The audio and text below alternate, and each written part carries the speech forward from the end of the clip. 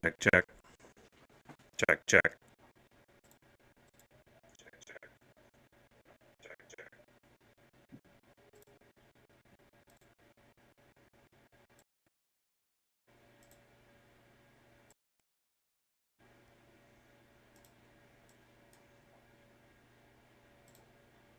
check, check, check, check, check, check, check.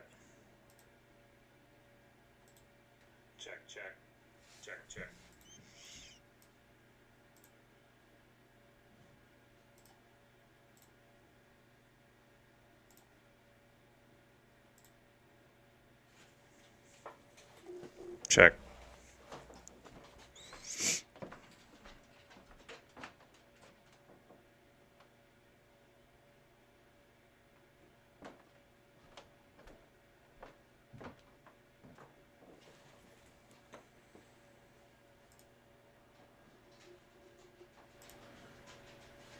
Oh shit, here we go. About time. Figure this shit out. Unbelievable. Unbelievable. But we're here now. We are here now. I tell you, man, I miss podcasting. I'm glad I don't do it every day because that would be one hell of a strain. But when I don't get a chance to do it, I'm like, all right, cool, let's go. Let's fucking go. So come join. Come join out there in listener land. Join the chats. Facebook, Twitch, YouTube, Twitter. Facebook chat, I got to figure out how to make it not read only. So my bad on that. I don't really know what's up. Gotta work with the program on that one. Other than that, man, we had some pretty good WWE action the last couple days. NXT was dope. SmackDown was dope. We got a AEW pay-per-view coming up. They're teasing some shit. But let's get into the shit that I talk about. Let's get into NXT. Let's get into SmackDown. So right off the jump, hold on, I gotta bring up my chat. I close it out. Fuck, I can't stand this shit. All right, we are listening. Thank you, wife. Shout out to Mrs. TW Takes. Shout out to Mrs. TW Takes and TW Takes Jr. All right, NXT Wednesday night. Fun show. I was a little bothered only by one thing, and that's Xia Li and Kaden Carter next week. Other than that, I was pretty much cool with everything. I love watching Xia Li. I want to see her perform every single week. But they did a hell of a job teasing the next match. It started off with Ciampa and Thatcher against Burch and Lorcan, which, was a earn your way to a title shot. And I always hate when the champions lose in a match that's not for the title. It really bothers me. But what we got here was we got just a quite a solid match, but also the champions winning. So you maintain the integrity. And having Thatcher and Ciampa lose because of an Imperium distraction leads you to so many different possibilities. With the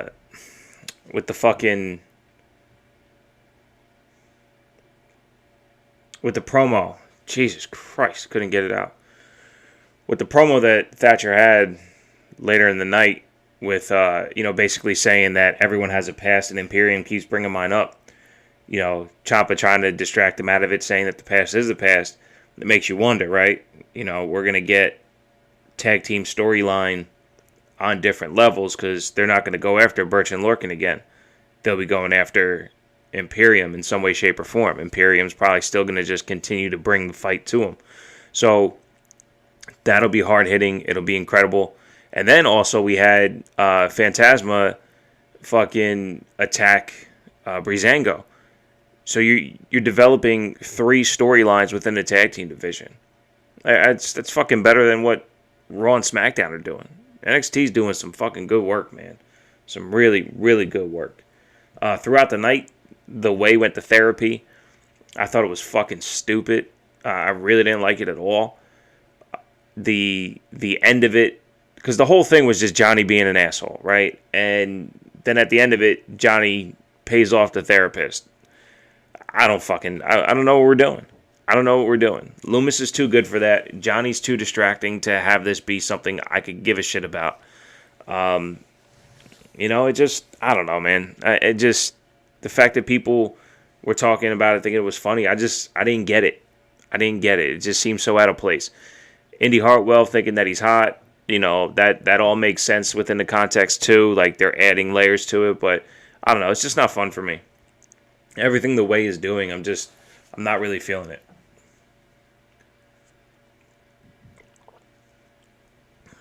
Ember Moon had another singles match. Looked outstanding against Aaliyah from the Robert Stone brand. And I think we're going to get some more legs out of the Robert Stone brand. It feels like he's getting the opportunity to be on screen a little bit more. I loved his acting when it came to being traumatized by Shotzi's tank. That was really cool. But Ember Moon she keeps performing, and I like it. She's getting back to the old Ember Moon, but even cleaner. I thought Aaliyah looked a little bit out of place, but again, like I've said, time on TV. And the way things are shaping up with Peacock, not that I know anything, but rumors of them going to Tuesday, having the NXT Evolve thing for Saturdays. Excuse me. I think we're headed for some real quality time on TV, which will be awesome. Get these guys and gals some real good time on TV, so Aaliyah doesn't look out of place, and everyone tightens their shit up just a little bit more. Be awesome. Be real awesome. LA Knight, I thought, had another really good promo. I am ready for him to start wrestling. I've purposely chosen not to go back and look at his old stuff because I want to be surprised. I want to see something for the first time. When I did that with AJ, and then he started doing a lot of the same moves that he did before WWE, I was like, oh, okay, cool. And then he just became undeniable to me, so that's fine as well. But this LA Knight thing, I'm actually liking it a lot, and that's a testament to his promo ability, right? He's giving me a reason to want to see him. Now, he distracted Bronson Reed and interfered with that match, costing Bronson Reed against Cameron Grimes, which is never a fucking bad match. Those guys have awesome chemistry.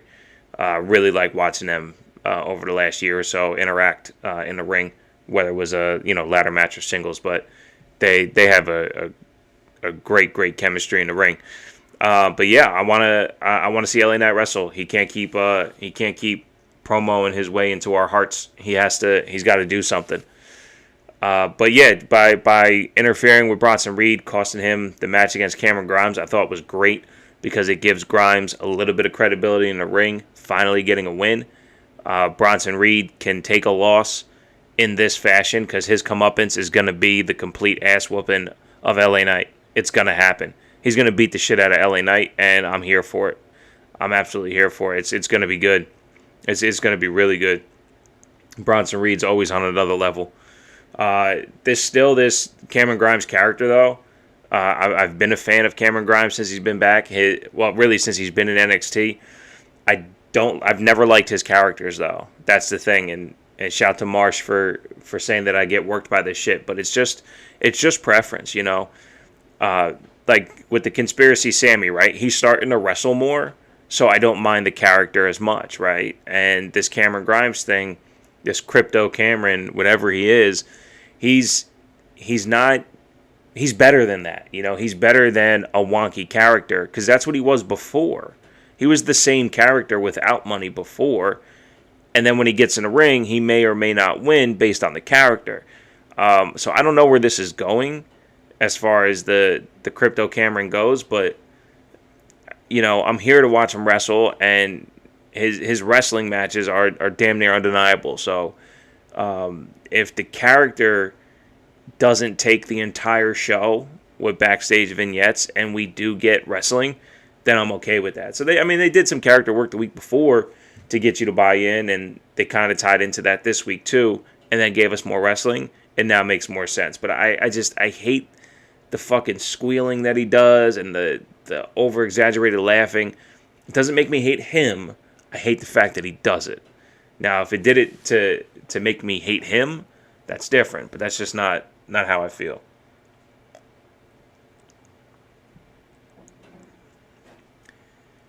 And then the only other footnote as far as the match goes was the women's tag title match. Shayna and Nia versus Dakota Kai and Raquel Gonzalez. And, I thought it was really good. It wasn't as good as I thought it was going to be. It started out really dope with Dakota Kai just bumping around the ring like crazy. I mean, she's so talented. She is...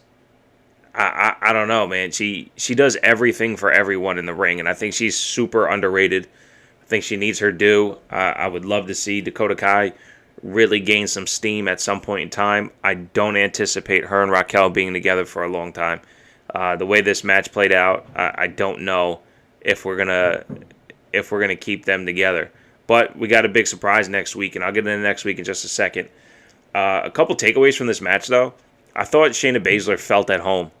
The way she was looking in the ring, her comfortability, all that shit, she looked super fucking home. I was like, damn it. And it made me want her to go back to NXT, and I'm not that guy, because I think she's special. I think Shayna Baszler is special.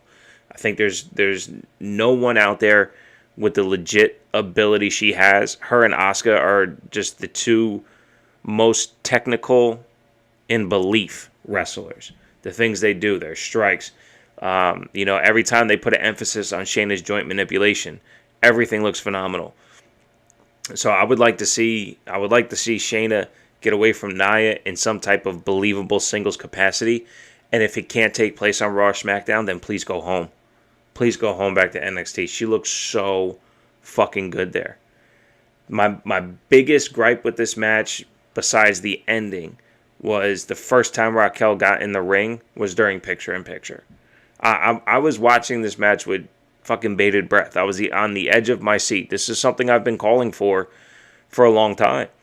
And the fact that Raquel got in the ring while it was in picture-in-picture, I'm like, what the fuck? This is what we're waiting for. We're waiting for her to step face-to-face. But she did a good job of beating down Shayna. They made her versus Nia look like something that was, a thing to be reckoned with. I thought that Shayna did a fantastic job making Raquel and Dakota look legit. They just worked so well together. And I had this thought, and shouts to Asia Smith. Sorry, I didn't ask how you pronounce your name, but Asia Smith at the beginning of the match held up the titles, and I kind of cocked my head a bit. I go, she has a look that she knows how important this match is. And I was like, oh shit, she's a woman ref held with the task of keeping this women's tag team title match on NXT together. And not for nothing, that's fucking important. And you can see the important on Asia's face. And then she tweeted it out, and I gave her love on her tweet, and she liked it, so I appreciate that. I felt that. I felt her emotions in that match, and I couldn't have been happier for her.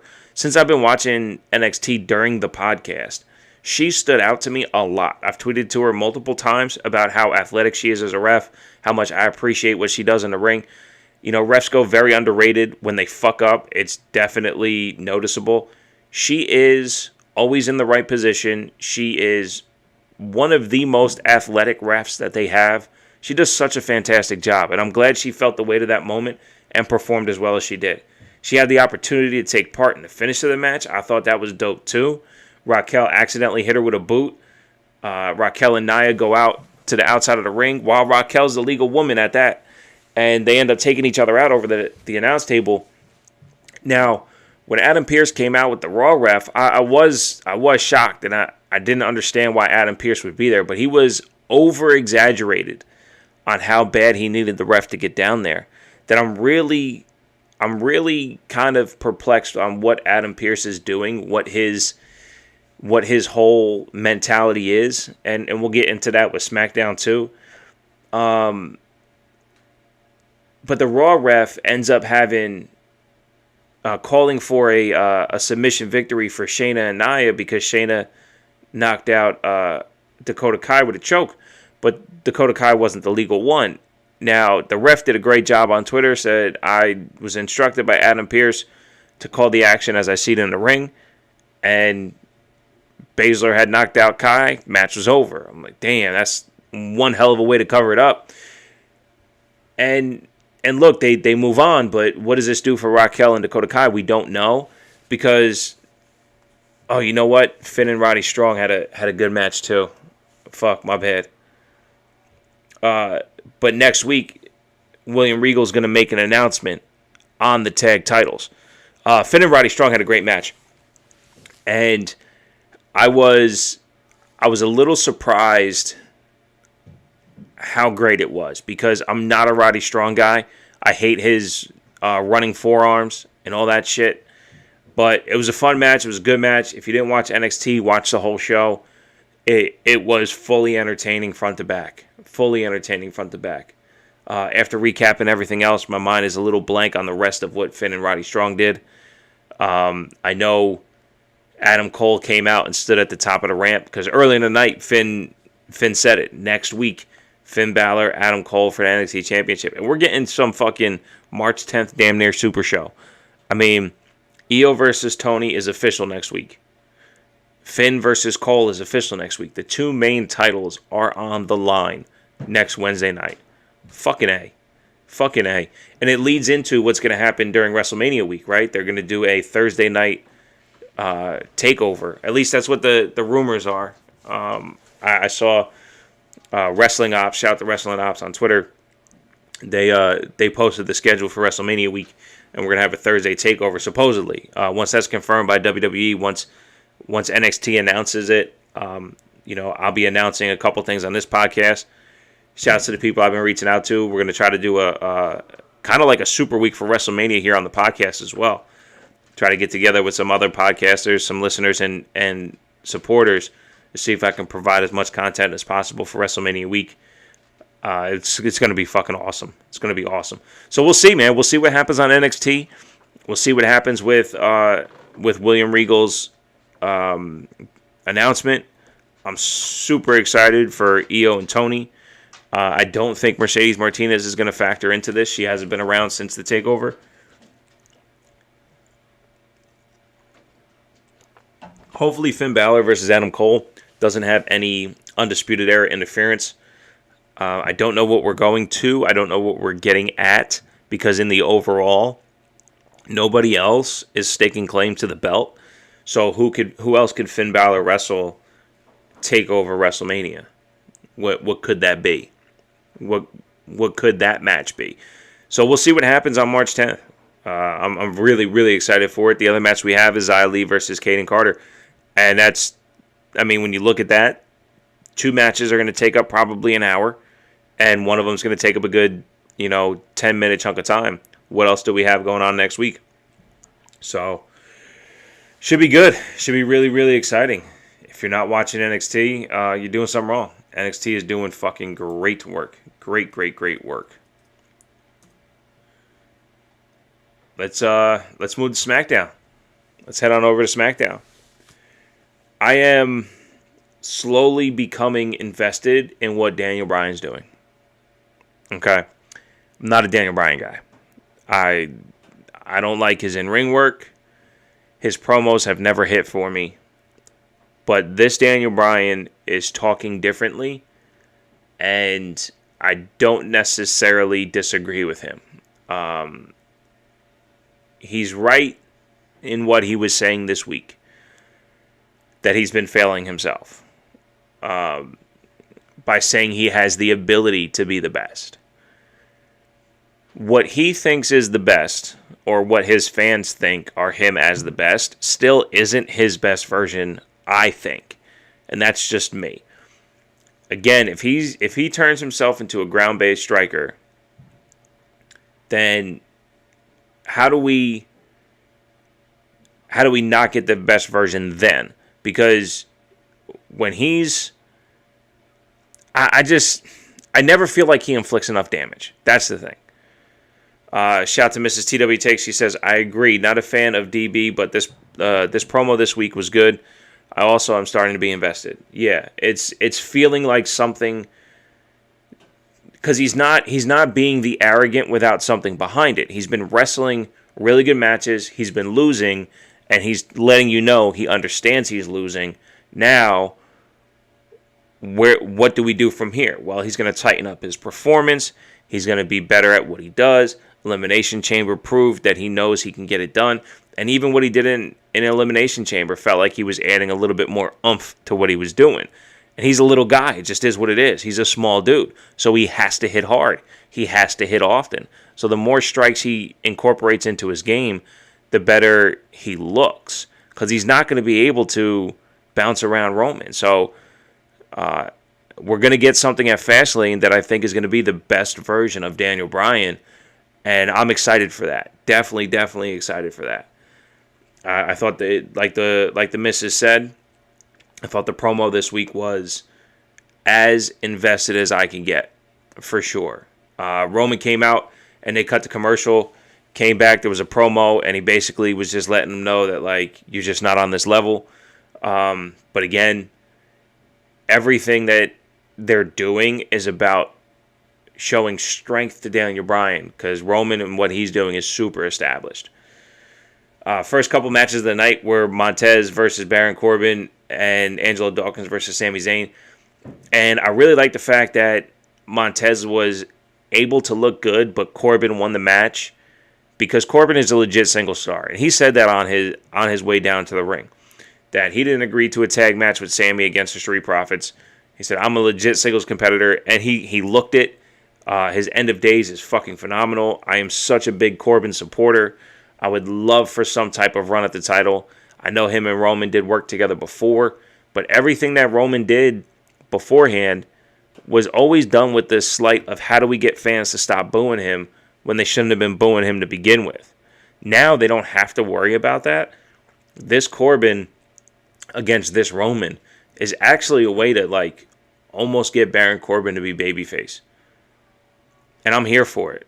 I'm here for Baron Corbin fucking winning titles. He won't beat Roman for one, but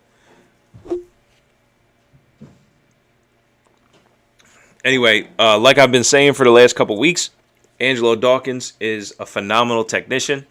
Him against Sami Zayn was an awesome match for a regular SmackDown. Sami still being distracted by his conspiracy theories and shit. Everyone being against him. Dawkins picks up the win. I thought it was great.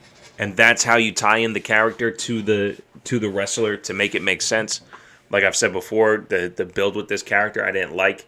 But Sami being distracted by the conspiracy, now he's looking like the fool, but it's also showing where his head's at. So now he can battle himself out of this by streamlining his focus. If he wants to win matches, then he needs to stop paying attention to the camera crews. At least in my opinion.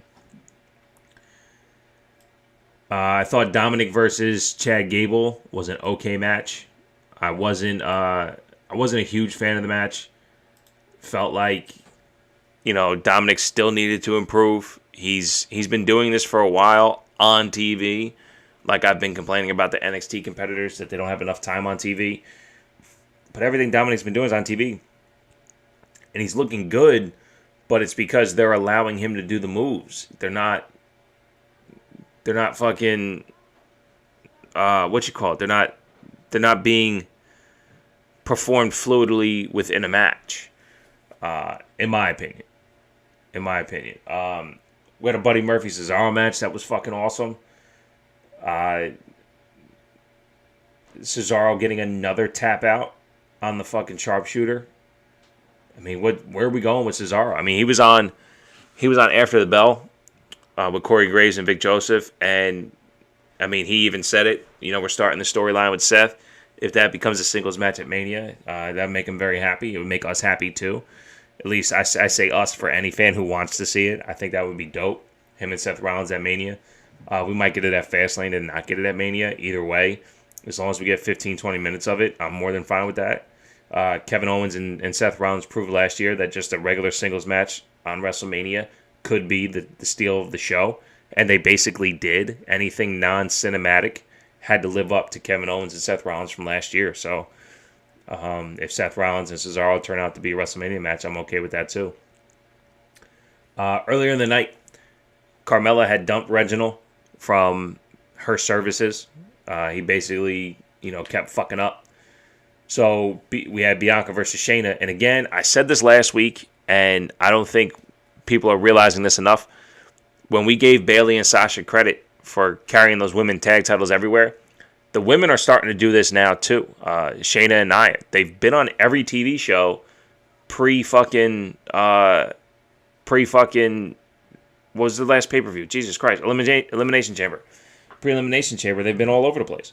So, I mean, shout out to them for fucking carrying these titles and drumming up interest. Now, to be fair, it's not really leading to anywhere except for what this external storyline is going to be, which I'm cool with it because we are getting there. But Shayna and I have been on every show, man. Every show. For the last 2 weeks, they've been on every show. And they haven't looked the fool either. So, as far as their performance-wise, the match against Charlotte, Shayna Charlotte was trash. But anyway, it was Bianca versus Shayna this week on SmackDown. Okay match. Nia came out with Shayna.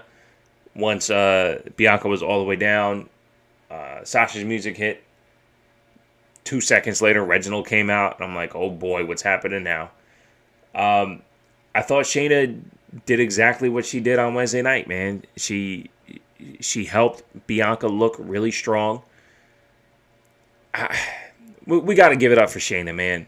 Shayna Baszler's just doing fucking phenomenal work. And again, I'm not going to harp on her age, but she's turning 41 this year. How much more Shayna Baszler do we have? How much more Shayna Baszler do we have? Can we Bobby Lashley this girl, this lady, this woman, this respectable fighter? Can we Bobby Lashley her and build her up to be fucking impressively amazing and get her a title that she fucking holds on to? Can we get Shayna to run the show? Her promos are getting better. Her in-ring work and lifting up other competitors is looking outstanding. Let's do this. Let's get Shayna some fucking love here. Anyway, Reginald factored into this decision of this match too. And I don't remember who it was that said it. That will Reginald now be factored into the women's division in some way, shape, or form? That's just dumb. I don't want to see that. He is playing his part well. He got taken out by Sasha, by Nia.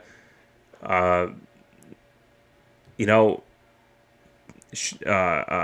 hit him. I mean, his part was played well. Now, if we're moving and he goes to 205 Live or he enters singles competition, I'm cool with that too. But let's just move on from this. You know what I'm saying? Let's just move on from this. One thing, though, I did find to be odd is Reginald factored into the decision, and Bianca still won. Yet Bianca was talking shit to Sasha and Reginald when she left, and Bianca looked like the asshole in this. Now, I don't know if this is her acting that did that, or if it's the situation. And if the situation put her there to look like the asshole, then I don't like this, because babyface Sasha definitely works, but you're not going to get us to support Bianca at all. And also, we're not going to hate Bianca enough to want Sasha to win, because I think at this stage of the game, we just want a good match. So we'll see how this all plays out. We'll see how all this plays out. I found the end of that match to be really odd. Really, really odd. Before we get into the main event, let's get through the last two promos. Ding Dong Hello segment I thought was great. Bayley decided to do sweet tweets instead of mean tweets, and she read complimentary tweets to Bayley. which I thought was great, and it ended when somebody had Snucker a mean tweet. So that was pretty funny. And Apollo, man, Apollo's promo I thought was great. I absolutely loved it. You know, he has this air and presence to him that he hasn't had before, and whether it's, you know, since they haven't revisited the Roman thing, I don't want to give Roman credit for this, but I want them to give Roman credit for this, so it doesn't look like it's a character shift for no reason. Okay, so if you and I don't want Roman to have credit for Apollo in the overall. I just want him to at least acknowledge so it can be tied together. After my talk with Roman and Paul, I decided that family is what needs to be first and foremost in my life. That's all I'm saying. Because if you do that, then you have the explanation of why Apollo did this. Now, there's a couple different things that I thought I need to let it play out before I pass judgment, but I'm going to give the details without allowing it to adjust my feelings, if that makes sense. So having the spear and having the soldiers behind him made it feel like what WWE wants to depict an African. And if all of that was Apollo's idea and he's okay with it, then it makes sense. Him adjusting his voice, he said it's his natural voice. Hey, by all means, when you add those characteristics to someone who hasn't had it before, it seems like a put on. It seems like they're making a cartoon version of it. Now, it also coincides with the Coming to America release that dropped yesterday. So you have Coming to America 2. Shout out to Eddie Murphy, Arsenio Hall.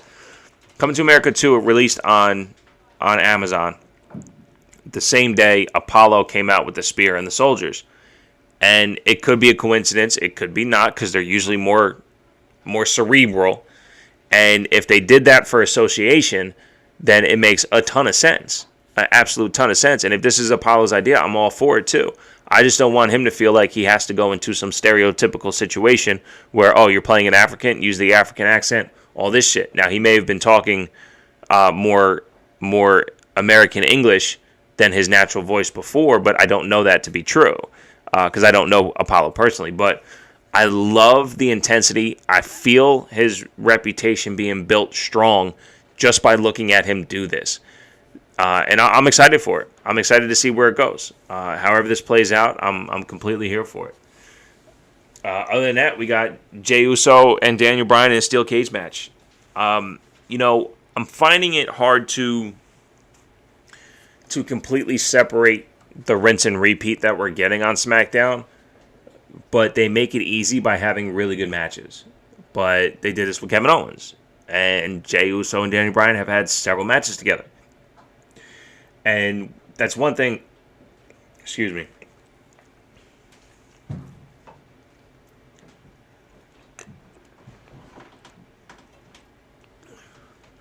That's one thing that we complained about for years, right? Why are we getting the same match over and over and over again? When Kevin Owens and Chris Jericho were doing the Festival of Friendship, one of the two of them was the main event of Raw for like 20 straight weeks. And Roman Reigns was part of that for like 16 of those weeks. And we kept getting that rinse, and people were complaining. We're not complaining yet that this Jey Uso, Daniel Bryan stuff is getting old, because it's not.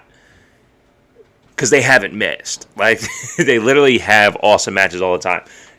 My problem is, though, where I'm on the fence about the rinse and repeat, is that Daniel Bryan attacked Jey Uso before the match. And they had an awesome match in which Jey Uso had a chance, and now Daniel Bryan still wins. Is this where Jey Uso goes, if you don't attack me beforehand, you're not winning that match, and we get it again? You know what I mean? I don't want to keep doing that. I want to have just fucking quality matches and move on. Quality matches and move on. Daniel Bryan and Jey Uso both did that for a while. You know, new opponent every week. So we'll see, though. We'll see, because now that Daniel Bryan has won, he gets a title shot at Fastlane. And Elimination Chamber, a lot of us said it. If we're getting that Daniel Bryan and Roman Reigns at Fastlane, 6 years in the making. Let's fucking go. Like, no, I do not anticipate Roman losing this title whatsoever. We haven't seen Edge, so we'll see if he plays into it. Fastlane, I believe, is 2 weeks from tomorrow, so March 21st, or is it March 14th? Let's look it up.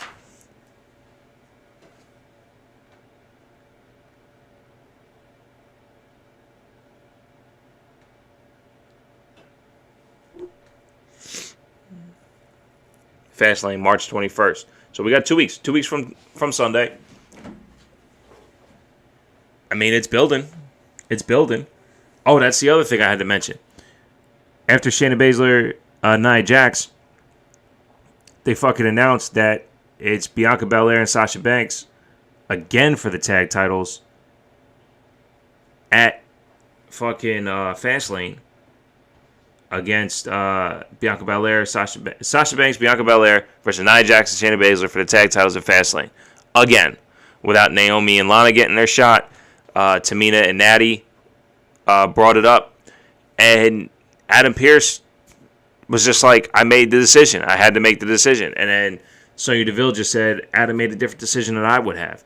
And whatever Adam Pearce is doing by interfering on Wednesday and then making this match on Friday, he's manipulating something, and I'm not quite understanding what it is. We'll see how it plays out. Hopefully on Raw, they do something. But whatever's happening with this women's tag title, I'm wondering if they're trying to make things more brand exclusive, but I hope not. I hope not, because we're already seeing problems with the men's tag team division. The women's tag team division has been very suspect since its inception. So we'll see. We'll see. Other than that, man, it was two really, really good shows. Two really good shows. And we're setting up for a quality pay-per-view. A quality pay-per-view at Fastlane. And that's going to be the one to kick off Peacock. So, you know, what more do you want? What more do you want besides quality pay-per-views? All right. I'm going to do a quick AEW Revolution preview. Because, honestly, I'm going to find out who the two mystery AEW stars are. I heard there was a ladder match. Ladder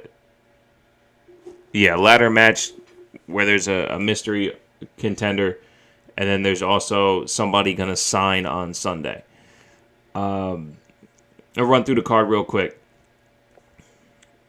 The pre-show is going to have a tag match of Rio and Thunder Rosa versus Britt Baker and Rebel, which shouts. There's a Casino Tag Team Battle Royal where the winner of the tag teams gets a title shot. I do like their Casino Battle Royals for what they do. It's a good gimmick for what they do because, again, they are casino themed of sorts. By the way, they, all out, all in, double or nothing, so having the Casino Battle Royal, I think and they always do 21, right? When they do their solo. I doubt they're doing 21 tag teams, but, it should be fun. There's a tag match between Miro and Kip Sabian versus the Best Friends, Orange Cassidy and Chuck Taylor. Now, this is something that's been playing out for weeks, and I haven't heard anything good about it.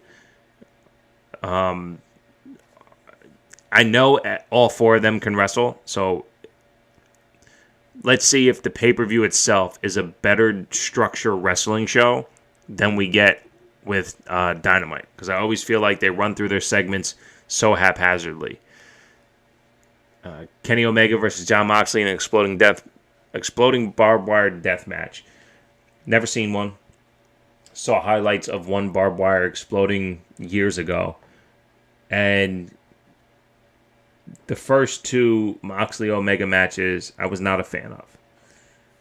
The second one had decent wrestling. I hated the ending. It didn't make any sense. And then as they rolled it out, it wasn't making any sense. Anyway, the first match I thought was so spot fest heavy. It just didn't.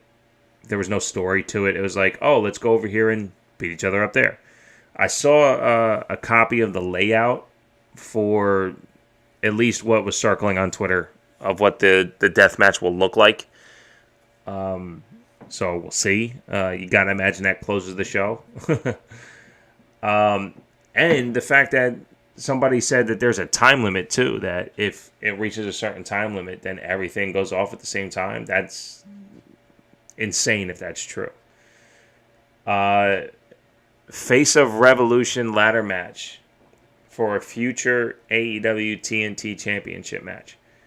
Cody Rhodes versus Scorpio Sky versus Penta versus Lance Archer versus Max Caster and the first mystery of the night. I have no idea who it's going to be. I'm hearing rumblings that. Hold on, this Max Caster is like 50 years old. No, he's 63 years old. Who the fuck is Max Caster? Is he legit 63 years old? 53. 60, 70? 73? No. No way. He's 73 years old? His son, Max. Jesus Christ. It's his son.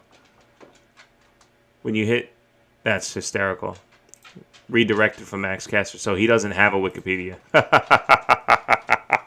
So Max Caster's dad used to play NFL football. He won a Super Bowl with the Washington football team. Hysterical. All right, so we'll see how that goes. We'll see who's the TBA in there. I heard rumblings of Rob Van Dam being the mystery surprise signing. But it would make sense that if he was going to be there, to be in the ladder match. That'd be pretty cool. Adam Page versus Matt Hardy. Matt Hardy has had no investable matches since his return to WWE. He was doing a great job telling stories over in WWE. I know it wasn't the Impact version of Delete that people wanted. But for me, I thought they were doing a decent job of getting the stories told. I didn't like any of the matches from a ring work standpoint because Matt Hardy just has a hard time getting around the ring. I was invested in the stories. The outcomes were cool.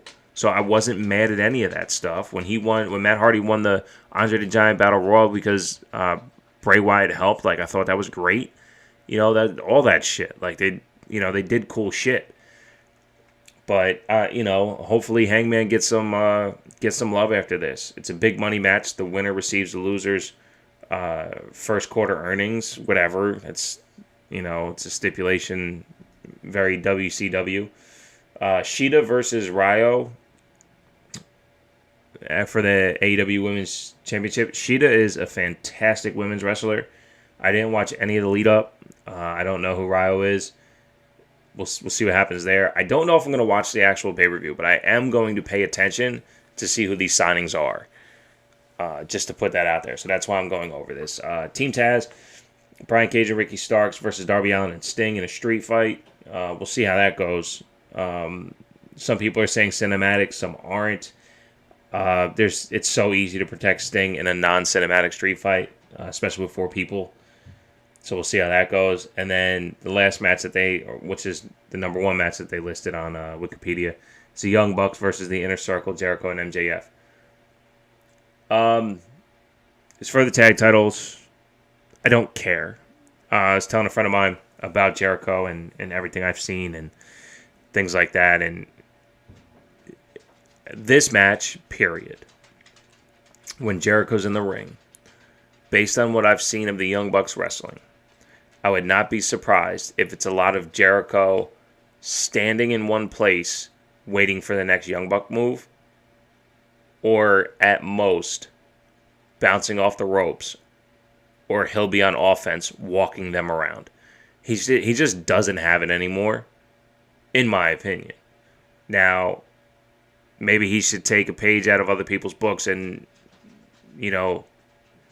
part-time it and be in respectable shape when he steps in the ring. But whatever it is, hopefully, because I did see a report that Jericho is going to be more of a full-time commentator going forward. So we'll see.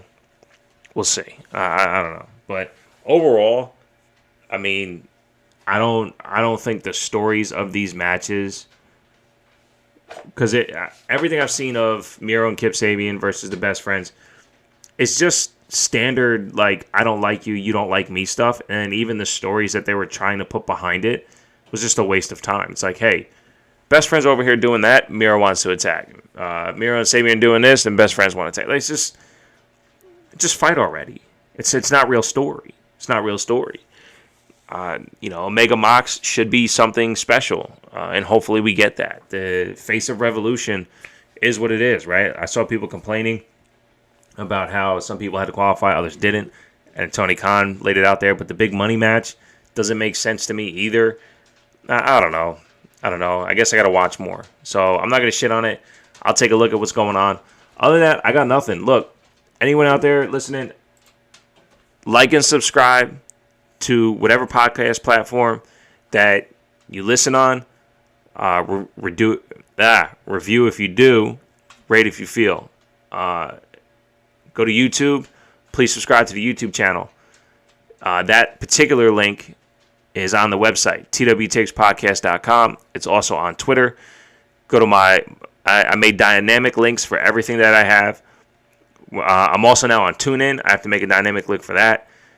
Any podcast platform that you listen to, and you may have this on one that I'm not on yet, let me know. But go to twtakes.podcast.com.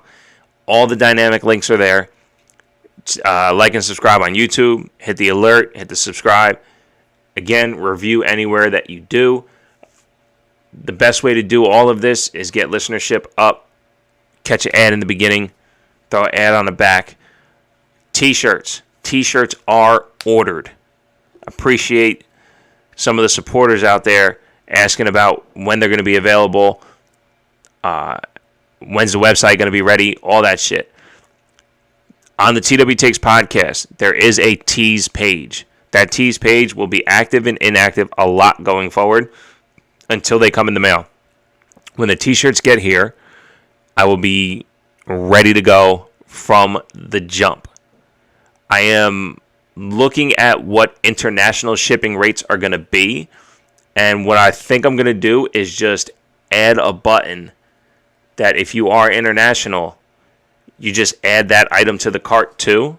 Because everything's going to be free shipping. Everything is price included. I'm not doing any I'm not upping any prices. None of that shit. Everything's going to be as streamlined as possible. Everything's always evolving too. So please be patient. There's going to be 5 different colors of t-shirts. I'm looking to do some multi-packs to help you guys with discounts and shit. It also helps me. This way I don't have to pay shipping on multiple items. But we're gonna have a shit ton of fun with this. It's completely listener interactive. So anyone out there supporting, please give me your thoughts, ideas, all that shit. When these t-shirts come in, I hope you guys like them, enjoy them, order them. It's the best way to support the podcast. I can start getting better equipment, advertising for greater viewership. I might be switching podcast platforms, all that shit. We are ever evolving over here at the TW Takes podcast. So, with that being said, go to twtakes.podcast.com. Click the link to your favorite podcast platform. I am there. If you do not see your favorite podcast platform, email me, bishoptwtakes@gmail.com. I will get it there. Follow me on Twitter at twtakes.podcast.com. The wife at Mrs. TW Takes. Thank you guys so much for your support. I look forward to continually growing. We will have so much fun growing together. I am excited for Fastlane. Marsh and myself are locked in for a watch along together, barring any other circumstances. We will see if anyone else joins on. Other than that, let's keep this wrestling train going, man. We are in the best time to be wrestling fans. And the shit that we're getting out from companies across the board is a complete effort to entertain us. If it doesn't hit for you, believe it, it definitely hits for someone else. I don't dig AEW, but a lot of people do. I don't dig Charlotte, a lot of people do. I fuck with Roman. I've been messing with him since the first Daniel Bryan match. A lot of people haven't. You know, I love the Street Profits. Mars hates him. I need more Billy Kay in my life. Mars hates him. All that shit. It's not everything's for everyone, but wrestling is for everyone. So, other than that, until next time.